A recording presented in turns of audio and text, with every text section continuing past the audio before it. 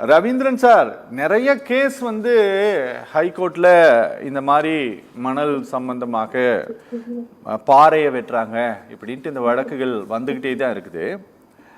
ஆனா இதுல ரொம்ப கவனிக்க வேண்டியது என்ன அப்படின்னா, நீங்க வந்து ஒருத்தர் வந்து போய் கோர்ட்டுக்கு போய் ஒரு வழக்கு தொடுத்து அது வந்து இது வந்து ரொம்ப சீரியஸ் அலிகேஷனா இருக்கு, நீங்க வாங்க கலெக்டர் நேரில் வா அப்படின்னு சொல்லி ஒரு உத்தரவு போட்ட பிறகுதான் இதை வந்து நாங்கள் க்ளோஸ் பண்ணிட்டோம் அப்படின்ட்டு ஒரு டிபார்ட்மெண்ட் சொல்கிற அளவுக்கு இதுக்கான ரீசன் என்ன சார்? நாங்கள் நடவடிக்கை எடுக்கிறோன்ட்டு அரசு சொல்லிக்கிட்டே இருந்தாலும் இந்த இடத்துக்கு வந்து நின்னாதான் நடவடிக்கை எடுக்கிறாங்களே, அதுக்கு என்ன காரணம்?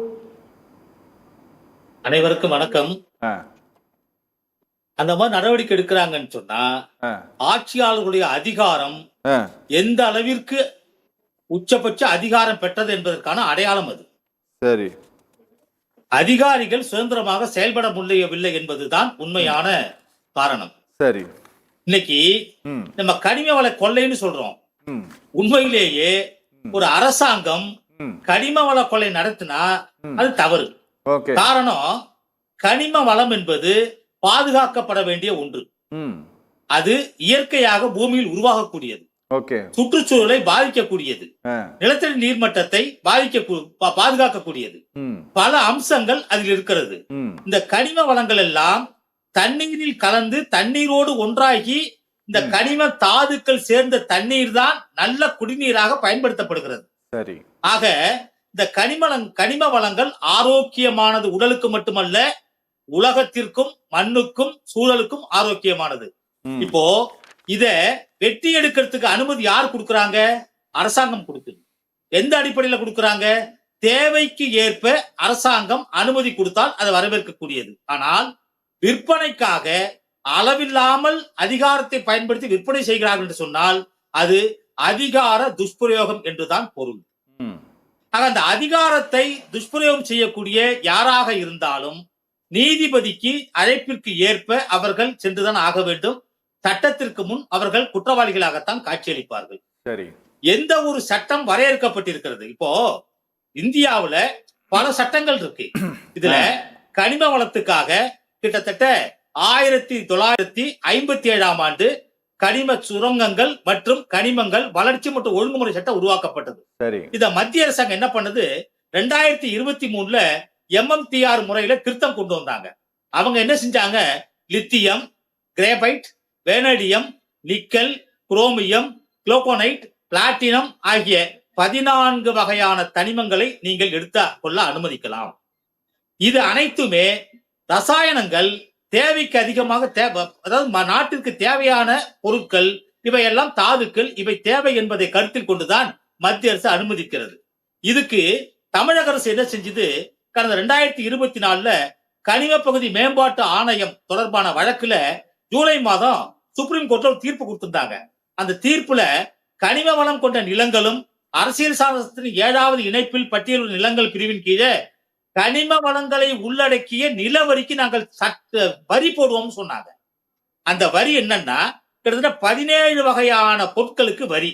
அதாவது கனிமங்கள், கரட்டுக்கள், சரளை மண், வண்ணம் மற்றும் கருப்பு கருங்கல், கூழாங்கல், மணல், படிகக்கல், உருட்டு, களிமண், களிமண் கலந்த உருட்டு களிமண், ஆற்று மணல், நொறுங்கிய கல், சுண்ணாம்பு பாறை, இவையெல்லாம் உள்ளடக்கிய கனிமங்களா பாதுகாக்கப்படுது. இப்போ அரசு இவைகளை சட்டங்களை உருவாக்கி பாதுகாக்கிறதே தவிர பாதுகாப்பதற்கான கண்காணிப்பு அதிகாரிகள் இருக்கிறார்களா என்பதுதான் கேள்வி. இப்போ பல அரசாங்கத்துடைய குவாரிகள் இருக்கு. அரசாங்க குவாரிகள் எப்படி செயல்படுறது நமக்கு தெரியும். தனியார் குவாரிகள் இருக்கு. தனியார் நபர்கள் தன்னுடைய விளைநிலங்கள் இருக்கக்கூடிய கனிமங்களை எடுப்பதற்கு அனுமதி கேட்பாங்க. அந்த அனுமதி கொடுக்கும் போது 37 வகையான நிபந்தனைகளின் அடிப்படையில் தான் அவர் கொடுப்பாங்க. அதுல என்ன சொல்லுவாங்க? முதல் நிபந்தனை, நீங்கள் ஆழப்படுத்த கூடாது, ஆழம் இல்லாமல் எடுக்க வேண்டும் சொல்லுவாங்க. யாராவது ஆழப்படுத்தாமல் எடுக்கிறாங்களா? சரி, அரசாங்கம் விதித்த அந்த லைசன்ஸ், அதாவது பர்மிட், இந்த பர்மிட்டை முறையா யாராவது பயன்படுத்துறாங்களா? ஒரு பர்மிட்ல பல லாரிகள் போகும். ஒரு பர்மிட்டை வச்சு பல நம்பர் உள்ள வாகனங்கள் போகுது. இதெல்லாம் தவறுகள் நடக்கிற பொழுது இந்த தவறுகளை சுட்டிக்காட்டி நீதிமன்றம் போகிற பொழுது நீதிமன்றம் சம்பந்தப்பட்ட மாவட்ட அதிகாரிகளை அழைத்து இது குறித்த கருத்து கேட்பது வழக்கமாக இருக்கிறது. ஆனால் இந்த அதிகாரிகள் நேர்மையானவர்களாக இருந்தாலும் கூட இவர்கள் நேர்மையற்ற முறையில் தான் செயல்பட வேண்டிய ஆட்சியாளர்கள் வகைப்படுத்துகிறார்கள் என்பதுதான் கள நிலவரம். இந்த அடிப்படையில் தான் அதிக ஓகே சார், என்னன்னா இப்போ நீங்க ஒரு 2 நாளைக்கு முன்னால கரூர்ல நடந்த சம்பவம், அவங்க பேசின நீங்க பேட்டியை வந்து நீங்க கேட்டிருப்பீங்க. தன்னோட கணவர் வந்து எனக்கு 30 வயசு தான் ஆகுது, நான் 4 வயசுல குழந்தை வச்சுட்டு இருக்கிறேன் அப்படின்ட்டு அந்த பெண் பேட்டி கொடுக்குறாங்க. அவங்க சொல்றாங்க, மணல் கடத்தல தடுத்ததுனால தான் என்னுடைய கணவர் வந்து வெட்டி கொல்லப்பட்டிருக்காருன்னு சொல்லிட்டு. போலீஸ் தரப்புல இது சம்பந்தமாக எந்த ஸ்டேட்மெண்ட்டும் அவங்க கொடுக்கல. ஆனா போலீஸ் தரப்புல பத்திரிகைகளுக்கு தகவலை லீக் பண்ணியிருக்காங்க. லீக் பண்ணதுல என்ன அப்படின்னா, நீங்க வந்து இந்த மாதிரி இஷ்யூ தான், அதாவது இன்வெஸ்டிகேஷன் வச்சுக்கோங்களேன், இன்வெஸ்டிகேஷனுடைய தகவலை கொடுத்துருக்காங்களே தவிர புகார் மனுவில் கொடுக்கப்பட்ட முதல் தகவல் அறிக்கையில என்ன புகார் கொடுத்தாங்களோ அதை எஃப்ஐஆர்ல என்ன ஃபைல் பண்ணியிருக்கோன்ட்டு அவங்க கொடுக்கல. அந்த எஃப்ஐஆர் வந்து இவங்க வந்து பிளாக் பண்ணிட்டாங்க. இப்போ இதை எப்படி அண்டர்ஸ்டாண்ட் பண்ணிக்கிறது சார்? இதை அதாவது ஒரு இது போன்ற தவறுகள் நடக்கவில்லை என்பதை வெளிப்படுத்துவதற்காக இவங்க காவல்துறை இது மாதிரி செய்தாங்க. சரி, நாங்க என்ன கேட்கிறோம், காவல்துறை நேர்மையாக செயல்பட வேண்டுமா வேண்டாம்? ஓகே. யாருடைய கட்டுப்பாட்டில் நீங்கள் செயல்படுகிறீர்கள்? உங்களுக்கு யார் சம்பளம் கொடுக்கிறார்? நீங்க அரசு ஊழியர்கள். ஆக தவறு செய்வர்களுக்கு துணை போடுகிறார்கள், நீங்கள் யாருக்கானவர்கள் என்பதுதான் இங்க கேள்வி. சட்டம் இருக்கு, சட்டத்தை செயல்படுத்த வேண்டிய நீங்களே சட்டத்துக்கு புறம்பாக செயல்படுறீங்கன்னா இது எந்த விதத்துல நியாயம்? அப்போ அந்த காவல்துறையினரை சட்டத்திற்கு புறம்பாக செயல்பட தூண்டியது யார் என்பதுதான் இங்க பிரச்சனையே. Okay sir, okay. அப்ப காவல்துறையையும் விட மிக அதிகாரம் படைத்தவர்கள் யாரோ அவர்களை ஆட்டுவிக்கிறார்கள். ஓகே. ரவீந்திரன் சார், ரொம்ப இந்த மதுரையில இந்த கேஸ் வந்ததும் இது வந்து ரொம்ப ரொம்ப சுவாரஸ்யமாக இருந்தது சார். இந்த 10ஆம் தேதி ஆர்டர் தான் ரொம்ப ரொம்ப சிறப்பானது. இது எதுவுமே நாங்க வந்து இட்டுக்கட்டியோ ஒரு வார்த்தையை வந்து கூட்டியோ குறைச்சோ எதுவுமே சொல்லல. இது வந்து கோர்ட்டினுடைய உத்தரவில் பதிவாகி இருக்கக்கூடிய சொல் தான் இது. அரசு அதிகாரிகள், திண்டுக்கல் மாவட்டத்தில் அரசு அதிகாரிகள் போய் நீதிமன்றத்தில் சொல்கிறார்கள், அரசு தரப்பு சொல்கிறது, கவர்மெண்ட் ப்ளீடர் சொல்றாரு, நாங்க நடவடிக்கை எடுத்துட்டோம், அந்த இடத்த மூடிட்டாங்க அப்படின்ட்டு.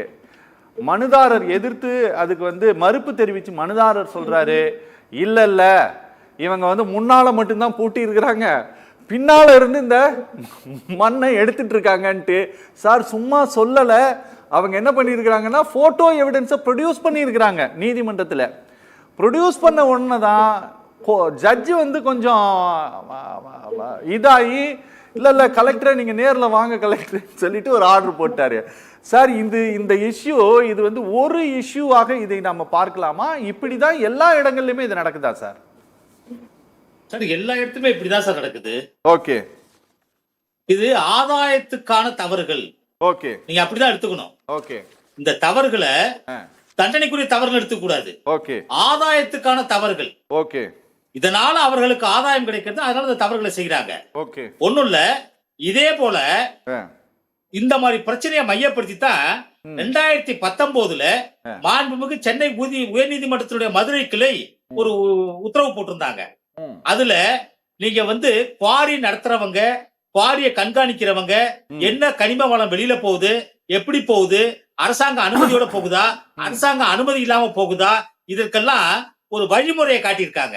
அதுல அவங்க கடைசியில அவங்க கிட்ட ஒரு 14 பக்கம் உத்தரவு போடுறாங்க. அதனால தமிழ்நாடு அரசு ஒரு அரசாணையை பிறப்பிச்சிருக்கு. அந்த அரசாணைகள் என்ன சொல்றாங்க, நீதிமன்றம் என்ன சொல்லுது, நீங்கள் சட்டவிரோதமாக இது போன்ற கனிமங்களை கடத்துபவர்களை கைது செய்வதற்கோ அல்லது வாகனங்களை சட்டப்படி விடுவிப்பதற்கோ அபராதம் விதிப்பிற்கோ உங்களுக்கு அனுமதி கிடையாது. ஓகே. யாருக்கு? சாராட்சியருக்கோ கோட்டாட்சியருக்கோ மாவட்ட ஆட்சியருக்கோ அனுமதி கிடையாதுன்னு சொல்லியிருக்காங்க. ஓகே. ஆனால் எத்தனை வாகனங்கள் இது போன்று பிடிக்கப்பட்டு நீதிமன்றத்தில் ஒப்படைக்கப்பட்டது? ஓகே. எவ்வளவு ஃபைன் போடணும் அதை நாங்க முடிவு பண்றோம். நீங்க புடிச்சு உடனே ஃபைன் வாங்கி நீங்க விட்டுற கூடாது, கோர்ட்டு கொண்டு வரணுங்கிறாங்க.